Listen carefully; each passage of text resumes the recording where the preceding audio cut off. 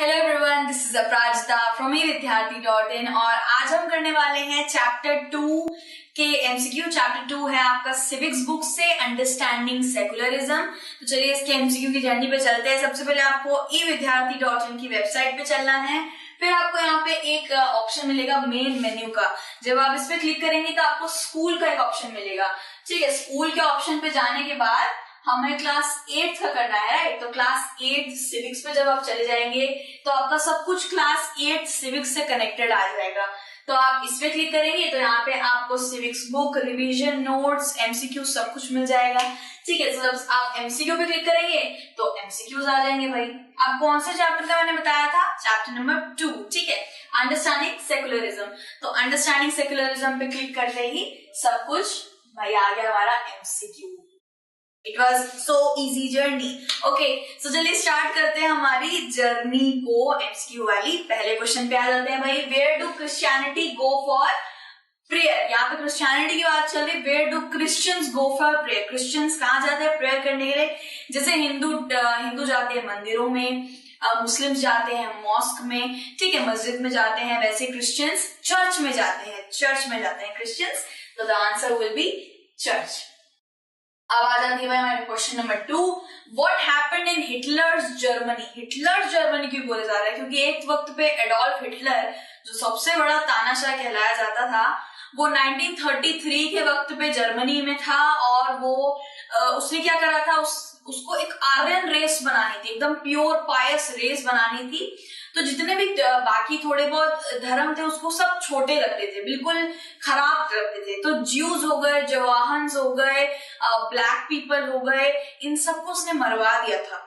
सोच सकते हैं कितने लोग मरे होंगे, इतने मिलियंस ऑफ मिलियंस लोग मरे थे, गेनोसाइड में मरे थे, न्यूक्लियर वॉर में मरवा दिए गए थे, और हमने सुने होंगे गैस चेम्बर में मार दिया गया था उनको, और बहुत बुरा हॉलोकॉस्ट हुआ था, यानी कि बहुत हजारों करोड़ों लोग इस हॉलोकॉस्ट में मारे गए थे। ठीक है, सो जर्मनी, हिटलर के जर्मनी में क्या हुआ था? Bomb blast took place in Nagasaki. अब नागासाकी जो जापान में है ना, जापानीज सिटी है नागासाकी, तो ये भी नहीं होगा। Assassination of Mrs Indira Gandhi की बात नहीं हो रही है, जर्मनी की बात हो रही है। So basically several million people where killed. जैसे मैंने आपको बताया कि हिटलर की तानाशाह ये जो करार था, इसकी वजह से बहुत मासूम लोगों की जान चली गई थी। सो ये था हमारा आंसर। क्वेश्चन नंबर 3 पे आते हैं। क्वेश्चन नंबर 3 है, what does to force someone to do something mean. To force someone, किसी के ऊपर फोर्स दिखाना, किसी को बहुत ज्यादा उसका मन नहीं है फिर भी उसको एकदम फोर्सफुली कुछ करवाना उससे। तो इसका बेसिकली इसको एक पर्टिकुलर आप टर्म क्या देंगे? सो कोर्जन, इसको कोर्जन बोला जाता है। Intervene, interpret, none of these. अब इंटरवीन का क्या मतलब होता है? इंटरवीन का मतलब होता है किसी चीज में दखल देना, ठीक है, किसी चीज को रोकने की कोशिश करना। इंटरप्रेट मतलब किसी को समझाने की कोशिश करना, किसी चीज को अंडरस्टैंड कराने की कोशिश करना। तो इसका बेसिकली आंसर कोर्जन होगा। कोर्जन का मतलब होता है, कोर्जन का मतलब देख लीजिए, किसी को बहुत बुरी तरह से forcefully, cruelty with full of operation किसी को रोकना है, फिर किसी को काम करवाना है ऐसा जिससे लाइक फोर्सफुली काम करवाना। कोर्जन मतलब क्रूअल्टी दिखाना, ठीक है। सो इसका आंसर होगा cruelty, coercion. Then Indian constitution contains, Indian constitution, Indian संविधान में, हमारे भारत के संविधान में कौन सी ऐसी चीजें हैं? सो ऑप्शन में है fundamental rights, discrimination, inequality, all of this. Inequality तो है नहीं, डिस्क्रिमिनेशन भी नहीं है, क्योंकि कॉन्स्टिट्यूशन सब के लिए सेम है, सबके लिए सेम खड़ा होता है। तो बेसिकली इसका होगा फंडामेंटल राइट्स। इसमें से कोई भी कॉन्स्टिट्यूशन में नहीं है सिवाय फंडामेंटल राइट्स को छोड़ के। तो answer will B fundamental rights. फिर आ जाते हैं क्वेश्चन नंबर 5 में, what could the tyranny of majority result in. तो टायरनी का मतलब क्या होता है? टायरनी का मतलब होता है कि क्रूअल्टी, ऑपरेशन दिखाना, अपने से नीचे, अपने से छोटी माइनॉरिटी ग्रुप के ऊपर क्रूअल्टी दिखाना, ऑपरेशन दिखाना। What you have this tyranny, मतलब टायरनी एक्चुअली एक अलग तरह का फ्रेजिंग वर्ड है, ये पहले के जमाने में बहुत यूज होता था। टायरनी का मतलब होता है बहुत ज्यादा क्रूअल्टी दिखाना, क्रूरता दिखाना, जैसे अडोल्फ हिटलर ने दिखाई थी। So discrimination, coercion, none of these, both A and B, ठीक है। So both A and B इसका होगा।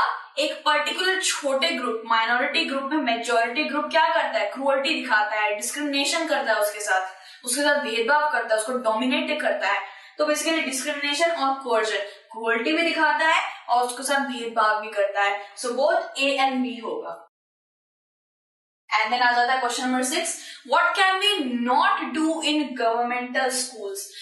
गवर्नमेंटल स्कूल में क्या क्या चीजें हम नहीं करते हैं। अगर आपने इस चैप्टर को ऑब्वियसली पढ़ा ही होगा तो इस चैप्टर में हमने देखा होगा कि जो प्राइवेट स्कूल्स होते हैं, जो पब्लिक एक रिलीजियस स्कूल होते हैं, वहां पे उनके religious according to their religion festivals होते हैं, ठीक है। और गवर्नमेंट स्कूल में कभी भी एक पर्टिकुलर रिलीजन को नहीं दिखाया जाता है। वहां पे नेशनल एंथम गाया जाता है क्योंकि वो भाई जन गण मन नेशनल एंथम है, ठीक है, जो पूरे भारत को दिखाता है, भारत को दर्शाता है। राष्ट्रगीत को ही नेशनल एंथम बोला जाता है, ठीक है। सो ये दोनों तो होंगे नहीं। सेलिब्रेट एनी रिलीजियस फेस्टिवल, एक पर्टिकुलर गवर्नमेंट स्कूल में कभी भी कोई रिलीजियस फेस्टिवल सेलिब्रेट नहीं होता। इसलिए नहीं होता, जैसे अगर मैं पंजाबी फेस्टिवल हम लोग सेलिब्रेट कर रहे हैं तो शायद बंगाली, गुजराती इन सबको बुरा ना लगे, इसलिए कोई भी पर्टिकुलर रिलीजन को वहां पे प्रेरणा नहीं दी जाती है गवर्नमेंट स्कूल्स में। सो 7th वाला आ जाता है, what refers to the state's effort to influence a particular matter in accordance with the principle to the constitution. अब यहाँ पे ये बताया गया है कि एक पर्टिकुलर स्टेट गवर्नमेंट होती है ना, स्टेट गवर्नमेंट कुछ इन्फ्लुएंस कर रही है, यानी कि एक पर्टिकुलर इंडिया के मैटर, नेशनल सिक्योरिटी, नेशनल एक पर्टिकुलर मैटर है, उसके अंदर दखल अंदाजी दे रही है, तो क्या सिर्फ उसी को हक है? नहीं, state, central, cabinet minister, prime minister, भाई सब ही नेशनल कंसर्न के ऊपर बात करते हैं, सिर्फ और सिर्फ स्टेट बात नहीं करता। तो इसका आंसर होगा इंटरवीन। इंटरवीन भी हो सकता है, कोर्जन भी हो सकता है। एक्चुअली कोर्जन तो क्रूअल ऑपरेशन आ गया ना, इंटरवीन का मतलब क्या था? मतलब किसी चीज में बाधा देना, दखल देना या घुसना उसके अंदर, ठीक है। So intervene will be the right answer for this. Meditation कहां से आ गया भाई? उसमें मेडिटेशन भी था, मेडिटेशन, ठीक है। सो आपको भाई पकड़ना पड़ेगा एक एक ऑप्शन की वो ऑप्शन आपके ऊपर दिए गए क्वेश्चन से मैच खा रहा है क्या, उसकी कुछ भी बात उन ऑप्शन से मिल रही है तो उसी ऑप्शन में भाई आपको क्लिक कर देना होता है, ठीक है। सो हमारा क्वेश्चन नंबर 8 है, which is the sect of Jainism. Jainism का कौन सा सेक्ट है इनमें से? आर्य समाज। आर्य समाज एक मूवमेंट हुआ था, हिंदू समाज के ऊपर ही आ जाता है, ठीक है। फिर खालसा। खालसा तो हमने सुना ही होगा, वाहेगुरु जी का खालसा वाहेगुरु जी की फतेह, ऐसे करके कोट है। तो खालसा का मतलब होता है to be pure, to be clear, to be free. Khalsa का ये मतलब होता है, मीन्स। और खालसा ऑब्वियसली सिखिज्म में आ जाता है, ये हिंदुइज्म में आया और ये सिखिज्म में आ गया, ठीक है। और फिर आता है सनातन धर्म। सनातन धर्म आ जाता है आपका हिंदुइज्म में। हिंदुइज्म में ये बोलते हैं कि सारे कास्ट क्लास को रिलीजियस रहना चाहिए, प्योर एंड पाइटी रहना चाहिए, एंड सबको एकदम क्रिस्टल क्लियर रखना चाहिए मन को। ये सब सनातन धर्म में मतलब कि हिंदुइज्म में आ जाता है। देन इसका राइट आंसर दिगंबर होगा। दिगंबर जैनिज्म में आता है, इसके दो सेक्ट हैं, एक आता है जैनिज्म, एक आता है श्वेतांबर, ठीक है। So Digambar will be concluded in Jainism. तो जैनिज्म का सेक्ट कौन सा आ गया? दिगंबर आ गया। अब यहाँ पे बात हो रही है क्वेश्चन नंबर 9 की। तो क्वेश्चन नंबर 9 है, what is celebrated on 2 October of every year. 2 अक्टूबर का अगर आपको बताना हो तो लाल बहादुर शास्त्री जी का भी बर्थडे आता है। वो 1904 में हमें छोड़ के चले गए थे। 2 अक्टूबर को उनका भी बर्थडे आता है और 2 अक्टूबर में गांधी जी का भी बर्थडे आता है। भाई छुट्टी मिलती है, कैसे किसी को नहीं पता होगा। तो 2 अक्टूबर हमारे father of the nation Gandhi ji का बर्थडे आता है। तो Christmas day, children's day, Diwali ये नहीं होगा। So the right answer will be Gandhi Jayanti. अब हम रिजल्ट व्यू करते हैं। तो रिजल्ट भाई हमारे 9 के 9 सारे क्वेश्चन सही रह गए हैं, ठीक है। अब जैसे हमने इस सेकेंड चैप्टर का पूरा एमसीक्यू कर लिया, हम फिर से एक नए एमसीक्यू या फिर एक अनदर चैप्टर के साथ आपसे जल्दी ही मिलेंगे। एक छोटा सा भाई रिव्यू दे देना चाहती हूँ, अगर आपको स्टडी रिलेटेड हेल्प चाहिए तो आप जरूर evidyarthi.in की वेबसाइट पे जाइए। वहां पे आपको हिंदी मीडियम, इंग्लिश मीडियम दोनों में सारी चीजें उपलब्ध मिल जाएंगी। टोटली फ्री वेबसाइट है। MCQ, question paper, previous question paper सब कुछ आपको भाई इसमें मिल जाना है, ठीक है। सो एक अनदर इंटरेस्टिंग चैप्टर है एमसीक्यू के साथ आपसे फिर से मिलने वाले हैं। कहीं मत जाइए, अपना ध्यान रखिएगा। Till then take care, bye bye.